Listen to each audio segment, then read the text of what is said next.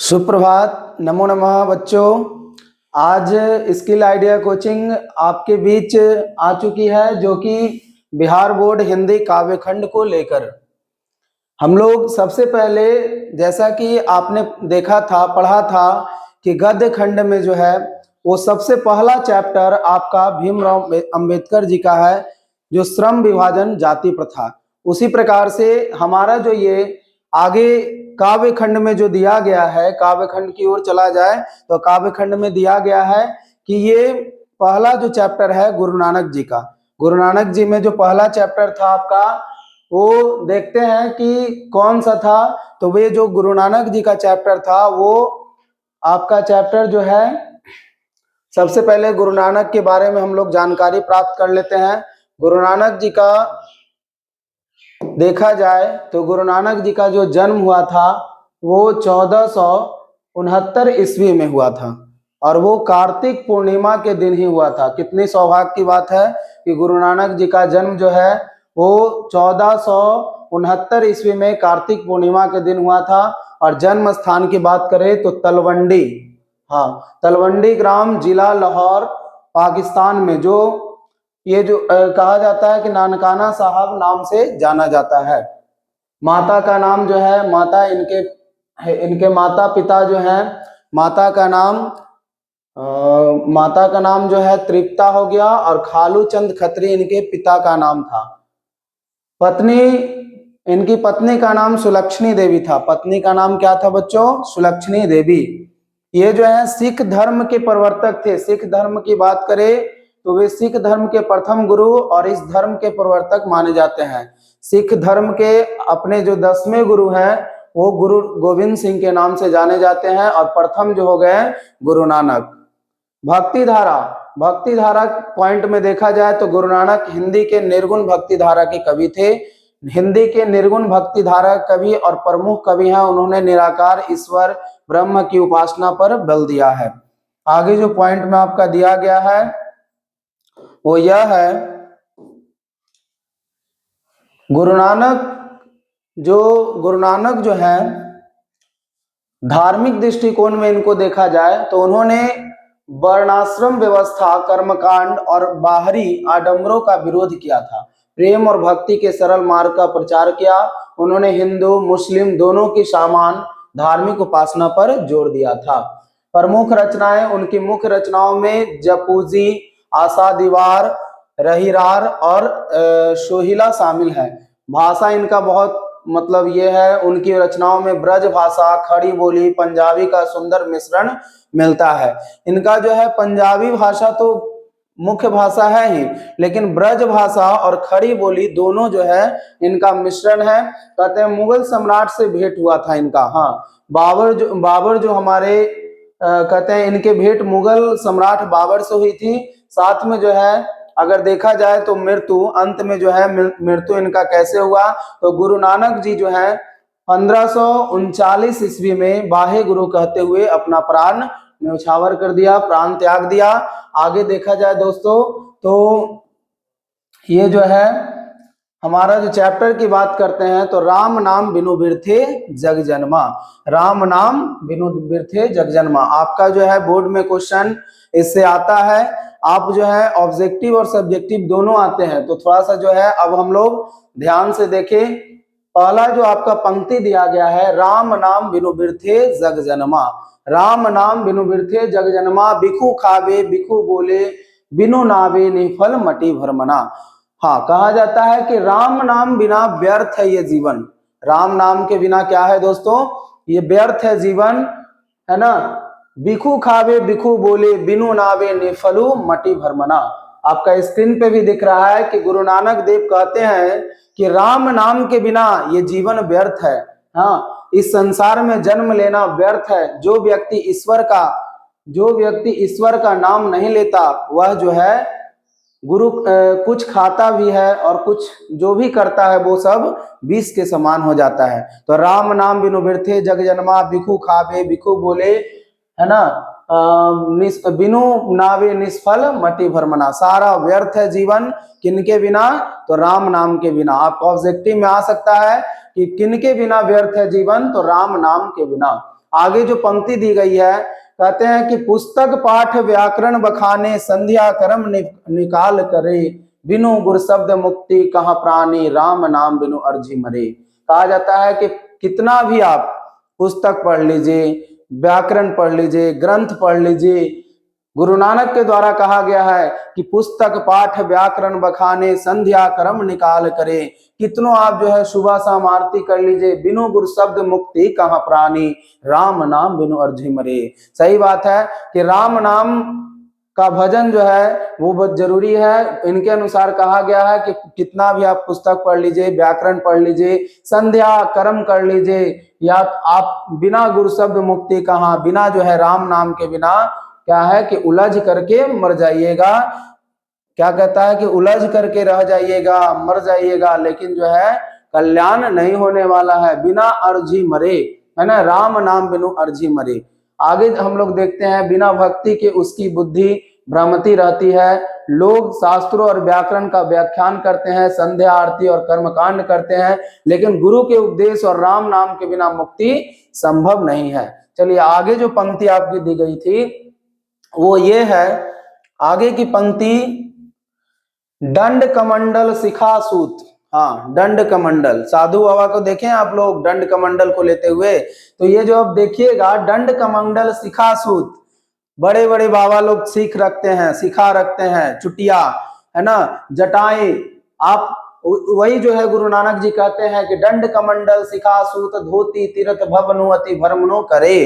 कितना भी आप तीर्थ घूम लीजिए, चोटी रख लीजिए, है ना, और क्या क्या बात है, तीर्थ घूमने की बात कही गई है, सूत जो जनेऊ होता है, जगो पवित्र, है ना, तो दंड कमंडल, एक जो लाठी होता है, कमंडल होता है, ये सब रख लीजिए। राम नाम बिनु शांति ना आवे, जपी हरि नाम सुपारी परे। तो राम नाम के बिना क्या है, शांति नहीं होगा, है ना। बाहरी आडंबर जैसे दंड कमंडल जटा भस्म या नग्न रह जाइए, नग्न की भी बात यहाँ कही गई है। प्रयागराज लगा था, प्रयागराज मेला, उसमें आप लोग कुंभ का मेला में देखे होंगे, अनेक साधु संत आए थे, है ना, नग्न बाबा भी आए थे। तो वो सब उन लोग को भी कहा जा रहा है कि गुरु नानक के द्वारा बाहरी आडंबर जैसे दंड कमंडल जटा भस्म या नग्न रहने से शांति नहीं मिलती। सच्चा सुख और शांति केवल क्या है, तो राम नाम के भजन में है ना। कहते हैं कि जटा मुकुट तन भस्म लगाई, अगला जो हम लोग का पंक्ति है, जटा मुकुट तन भस्म लगाई, बसन छोड़ी नग्न भया। हाँ, ये जो है सच्ची बात कही गई है गुरु नानक जी के द्वारा कि जटा मुकुट तन भस्म लगाई, बड़े बड़े जटाएं रख लीजिए, या तो तन पे, है ना, भस्म लगा लीजिए, बसन छोड़ी नगन भया, नगन होने की बात भी कहता है, जो हम लोग उस पंक्ति में पढ़ चुके हैं। गुरु प्रसाद राख ले जन को हरि रस नानक झोली पिया।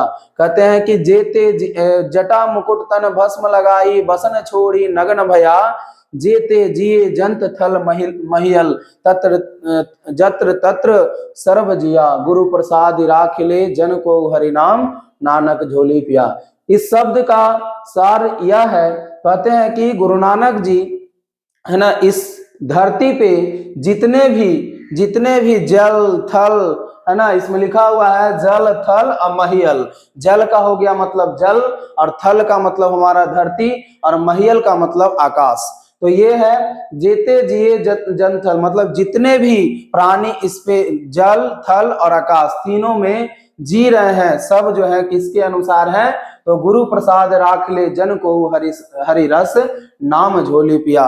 तो ये किनके अनुसार है, किनके सृष्टि के अनुसार है, तो राम के अनुसार। इस शब्द का सार यह है कि सच्ची आध्यात्मिकता आंतरिक होती है, बाहरी नहीं। कर्मकांडों और दिखावों को छोड़कर गुरु की शिक्षाओं को अपनाकर ही मनुष्य उस परमात्मा को पा सकता है जो पूरी सृष्टि में व्याप्त है। आगे हम लोग देखा जाए तो ये जो पंक्ति दी गई है, अगला जो हम लोग का था, जो नर दुख में दुख नहीं माने, गुरु नानक जी का ही सेकंड जो मतलब काव्य खंड में दिया गया है, उनका दूसरा जो है, कहते हैं जो नर दुख में दुख नहीं माने, है ना, जो नर दुख में दुख नहीं माने, सुख सने अरुभय नहीं झाके कंचन माटी जाने, है ना। गुरु नानक जी ये भी कहते हैं कि जो नर दुख में दुख नहीं मानता है ना, जो नर दुख में दुख नहीं मानता है और घबराता नहीं है, उसे दुख मानता नहीं है, जिसे संसार के सुख सुविधाओं से कोई मोह नहीं है, जिसके मन में किसी प्रकार का भय डर नहीं है,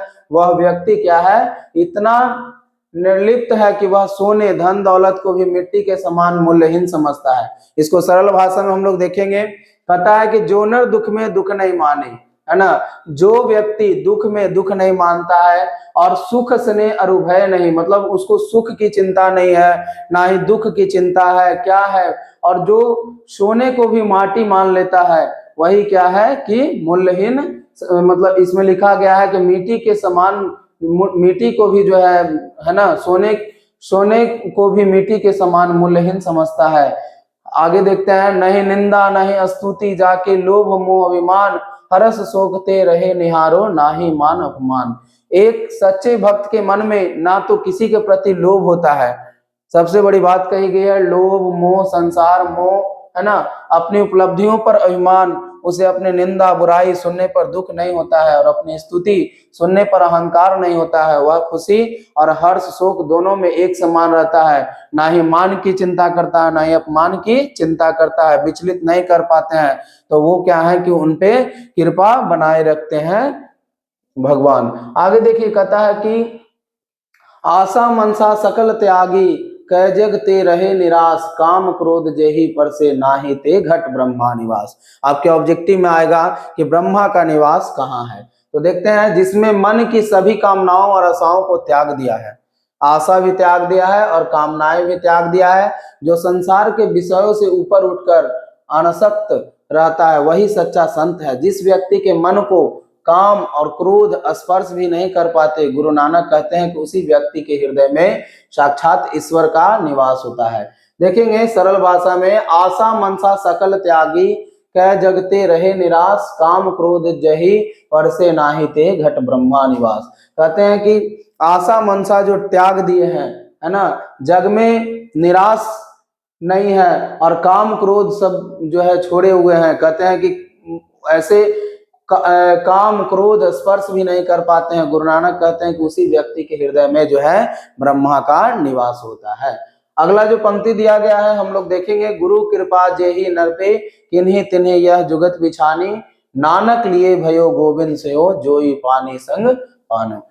कहते हैं गुरु जी स्पष्ट करते हैं, गुरु नानक जी हमारे स्पष्ट करते हैं कि ईश्वर को पाने की यह कठिन युक्ति केवल वही समझ सकता है जिस पर गुरु की विशेष कृपा होती है।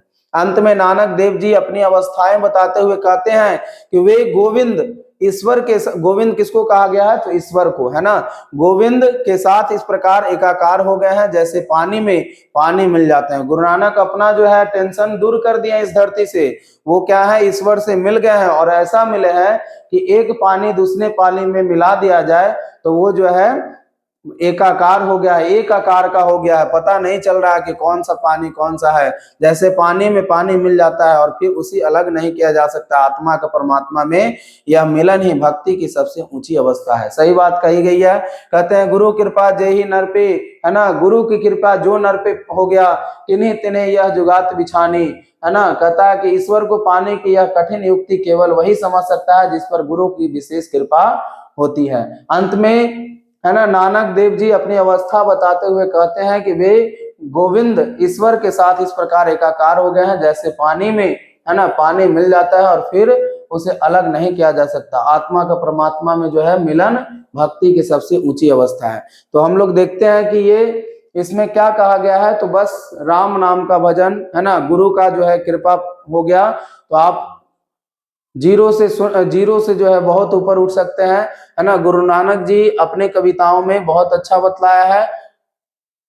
आगे जो है हम लोग फिर से जो है अगली कविताओं को लेकर के जो है आएंगे और कोशिश रहेगी कि अच्छे से अच्छे जो है अगला क्वेश्चन जो बोर्ड में आने वाला है, जिससे मतलब हिंदी का जो क्वेश्चन हम लोग का बोर्ड में डायरेक्ट आने वाला है, उस क्वेश्चन को लेकर आएंगे और साथ में अगले कविताओं के साथ हम लोग आएंगे।